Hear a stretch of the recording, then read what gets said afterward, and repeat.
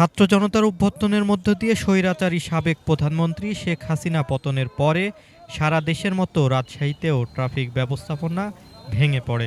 সড়কে চলাচল করা পরিবহনগুলো চরম বিশৃঙ্খলার মধ্য দিয়ে চলছিল। মানুষের মধ্যে নেমে এসেছিল দুর্ভোগ। সকাল থেকেই বিভিন্ন স্কুল কলেজের শিক্ষার্থীরা শহরের গুরুত্বপূর্ণ এলাকায় উপস্থিত হয়ে গাড়ি চলাচলে সুষ্ঠু পরিবেশ নিয়ন্ত্রণ করে।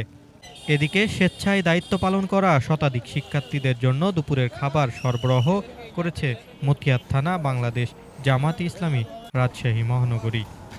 সোমবার দুপুরের পর রাজশাহী শহরের তালাইমারি মোড়ে যান চলাচলে নিয়ন্ত্রণের দায়িত্ব পালনকারী শিক্ষার্থী, আনসার ও ফায়ার সার্ভিস কর্মীদের হাতে দুপুরের খাবার তুলে দেওয়া হয়।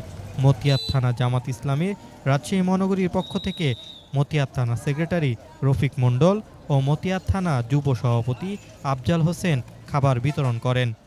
এ সময় মতিয়ার থানা জামাতের নেতাকর্মীরা উপস্থিত ছিলেন। এদিকে আইন শৃঙ্খলা রক্ষাকারী বাহিনীর অনুপস্থিতিতে সপ্তম দিনের মতো রাজশাহী শহরের যানজট নিয়ন্ত্রণ ও সুষ্ঠুভাবে যান চলাচল নিশ্চিত করতে কাজ করছে স্বেচ্ছাসেবীরা। আশিকুর রহমান, প্রিয়জন টিভি, রাজশাহী।